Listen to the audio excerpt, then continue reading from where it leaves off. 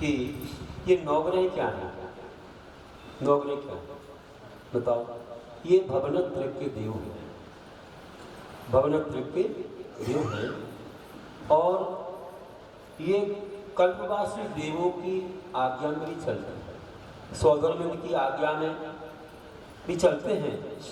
आप देखते हो एक तो मिथ्यात्व के साथ उत्पत्ति होती है, सम्यक दृष्टि कभी भवनत्रय में नहीं लाता, जो भी वहाँ जन्म लेता नियम से मिथ्यात्व ही रहता है।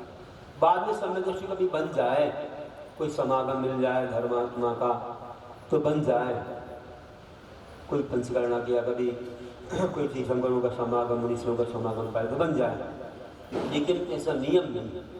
तो ध्यान रखना कि ऐसे जो नवग्रह हैं वे यहाँ से 790 योजन से शुरू होकर के तारागढ़ 110 योजन के अंदर हैं, 1121 योजन दूर होकर के सुमेरु पर्वत की परिक्रमा लगाते हैं। और इनमें रहने वाले देव जो हैं वे कहलाते हैं सरागी देव, वे भगवत कहते हैं, वे समझो ज्योतिष के देव हैं। और कोई गंतर देव यहाँ जहाँ कहीं भी रहते हैं, मध्यलोक में निवास हैं, कुछ अधोलोक में भी हैं, भवनवासी भी हैं, कुछ ये सब यहीं पर रहते हैं। ये ऊर्ध्वलोक में रहने वाले देव नहीं, क्योंकि करीब 900 योजन तक ही इनका निवास है। उसके ऊपर आप देखो सुमेरु पर्वत तो 99,040 योजन ऊंचा है, इनका तो 1000 भी नहीं हुआ। 790 योजन से शुरू हो रहे हैं, 110 योजन तक है, 900 योजन हो गए, और वो 99,040 योजन ऊंचा सुमेरु पर्वत है। उसके बाद एक बाल का अंतर है, ऊर्ध्वलोक शुरू होता है। ये समझो वहीं से ऊर्ध्वलोक मेरु पर्वत के ऊपर से शुरू हो जाता है, तो एक बाल का अंतर होगा, ऊर्ध्वलोक नहीं आएगा। फिर विमान शुरू हो जाते हैं, एक बाल के अंतर का ऋजु विमान, ऋजु पटल, स्वर्ग का प्रथम पटल ऋजु पटल है, नील मणि से बना हुआ है, वो शुरू होता है। वहाँ से ऊर्ध्वलोक शुरू होता है। अभी देव सब मध्यलोक ही है, और नीचे 1000 योजन तक मध्यलोक है। नीचे सुमेरु पर्वत की जड़ वहाँ तक 1000, उसके नीचे अधोलोक, और वहाँ भी कुछ प्रथम पदवी रत्नभा पदवी है। उसमें खरभाग पंखभाग और बहुल भाग है। खरभाग पंखभाग में देवों के निवास है। अधोलोक के देव जिसको भवनवासी देव कहते हैं, जैसे नागेंद्र धर्मेंद्र नीचे रहता है, उसका निवास नीचे है, इसलिए उसको अधोलोकपति ये सब बोल देते हैं। फिर इसके बाद अब बहुल भाग में नारकियों के निवास है।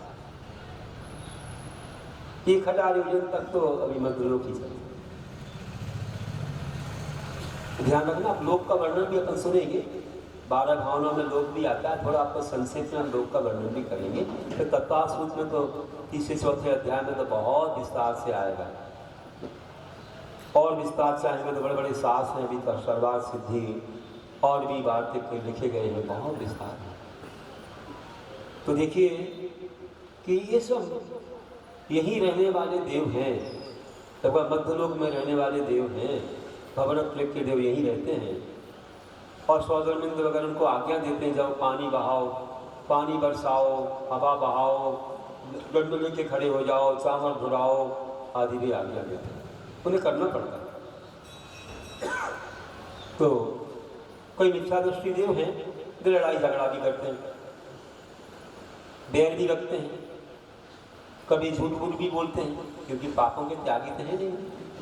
यहाँ तक नरकों में जाकर के भिड़ाते भी हैं, तीसरी पृथ्वी तक जाकर के असुर गुड़ा में दृष्टि चंड नहीं बोलते, असुर कुमार में अम्बावरीश नाम के देव होते हैं, वे जाकर के एक दूसरे को भिड़ा करके आनंद लेते हैं।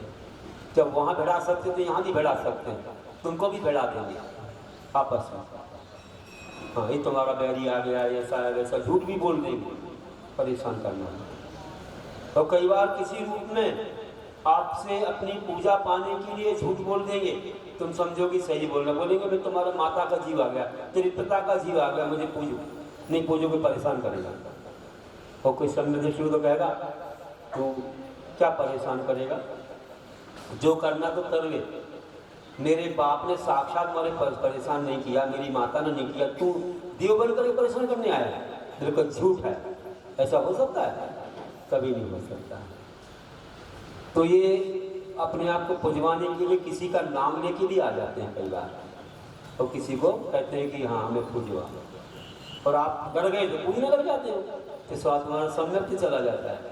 नहीं, कहना जो कुछ करना करो, हम सम्यक को नहीं छोड़ेंगे। हमारे आधार, हमारे पूज्य तो वीतराग हैं, हमें प्राणों की भी चिंता नहीं। सम्यक दर्शन रहा तो हमें दुर्गति कोई ले नहीं जा सकता। हमको कोई दरिद्रता या नीच कुल या विकलांग अवस्था को हमें प्राप्त नहीं करा सकता। हम सदगति में ही जाएंगे, उसका मुख्य आधार सम्यक दर्शन है। हम नहीं छोड़ेंगे चाहे कुछ भी। तो तुम्हें करना है तो हमारे वितराग पूजो, आओ वितराग पूजो, तुम भी छोड़ो मिथ्यात्व को, ऐसा हम कहेंगे।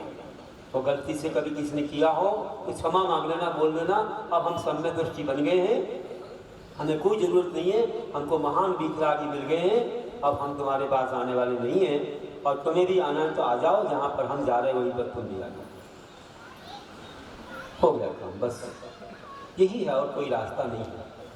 डरना नहीं है बिल्कुल, बहुत निडर होकर के काम करना है, तभी सम्यक दृष्टि बन पाएंगे। और तुम्हें स्वर्ग का टिकट या कहो समोषण का टिकट तभी मिल पाएगा जब तुम सम्यक दृष्टि बनोगे। 8 दुर्गतियों से निवारण तभी हो पाएगा जब तुम सम्यक दृष्टि बनोगे। आचार्य श्रमंत स्वामी ने लिखा है कि सम्यक दृष्टि बनने के बाद 8 दुर्गतियाँ नहीं होती। मैंने उस दिन कहा था, क्या श्लोक आया उसको याद कर लो तुम लोग, बार बार पढ़ना सुनना। क्या बोला बताओ? सम्यक दर्शन शुद्धा। देखो जो सम्यक शुद्ध हो गया कहाँ कहाँ नहीं जाता, उंगली पर गिरो। सम्यक दर्शन शुद्धा नारक्रियम नपुंसका श्रीपाणी दुष्कुर विकटाल पायो दरिद्रां जगजंती नाम व्रतिका। अब व्रतिका की जो कोई व्रत नहीं लिए, कोई अनुव्रत महाव्रत नहीं है, फिर भी माँ सम्यक दर्शन शुद्ध हो गया कि मैं बीचराग को भजूंगा, पंच परमेश्वरी को नमन करूंगा, 5 ही नमो 4 ही मंगल उत्तम शरण है, तो 8 दुर्गति मिली जाए। कौन कौन सी? नरक, त्रियंश, नपुंसक, स्त्री, दुष्कुल, विकलांग, अल्पायु और दरिद्र। इन 8 अवस्थाओं को अल्पायु भी नहीं मिलेगी, अंतर्मुख अच्छी आयु मिलेगी इसको, लंबी आयु, जिसकी मनुष्य की ऐसी लंबी आयु जिएगा, बीच में नहीं मरेगा। सम्यक का प्रभाव, दरिद्र नहीं होता, विकलांग नहीं होता। ऐसी आज ये अवस्थाएं सब नरक तरंच आदि कोई अवस्था नहीं होती। इतनी बड़ी महिमा है। कहाँ जाता है? अगर आयु बंद नहीं हुआ तो स्वर्गों की ही करता है आयु बंद, और धन्य हो। वहाँ से समोषण के दर्शन को जाता है, वहाँ प्रतिदिन चर्चाएं उनकी पूजा करता है, अच्छे शास्त्र के वहाँ स्वाध्याय चलते हैं, चर्चा चलती है, भगवान के पंचकर्ण करने का सौभाग्य, समोषण में जाने का सौभाग्य, और बताओ रिद्धिधारी मुनियों के दर्शन का सौभाग्य, अंग पूर्व के ज्ञानियों को देखता है, भगवान की साक्षात वाणी सुनता है। इस जन्म के बाद ही वो सौभाग्य तुम्हें मिल जाएगा अगर तुमने इसको ले लिया तो। कुछ नहीं करना, घर नहीं छोड़ना, कोई प्रतिमाधारी बनना भी आवश्यक नहीं, उसके पहले ये सम्यक दर्शन है। मात्र अपनी श्रद्धा को सही करना है, और श्रद्धा को सही नहीं किया तो सम्यक दर्शन नहीं है। सारा समझ में तो 8 दुर्गतियों से सबको बचना है। अभी और कुछ समझा रहा हूँ, और कुछ अपन सुनते हैं, इसके बाद आप निर्णय करेंगे कि देखो क्या हमने आज तक किया है, कब तक करते रहे, और अब हमें क्या करना है, हमने क्या भी संकल्प कर लिया है, इससे कितना महान हमको ऐसा स्थान मिलने वाला है। जिनने पहले ले लिया सम्यक उनकी तो बात अलग है, और जिन्हें नहीं लिया हो वे जरूर ले लेना, क्योंकि ये सम्यक दर्शन आपको ज्ञान और साहित्य को सम्यक बनाएगा, ये आपको सदगतियों में ले जाएगा। बंधु इतनी महान चीज़ है। इसी से आपकी विशुद्धि बढ़ेगी। व्रत नियम संयम के क्षेत्र में खूब आनंद आएगा, शास्त्र का भी आनंद आएगा। छोटा सा व्रत नहीं लोगे तो जो आनंद की अनुभूति होगी सम्यक के साथ, वह बड़े बड़े व्रत करने के बाद में नहीं है। ये बहुत महान चीज़ है। इसमें क्या क्या हमें नहीं करना है तो बताया जा रहा है। जो नवग्रह आदि हैं ये तो सब मिथ्यात्व से पैदा होते हैं। इनसे बड़े बड़े देवता तो स्वर्गों में बैठे हैं, बड़े बड़े देव स्वर्गों में बैठे हैं। बताइए सौधर्म है वह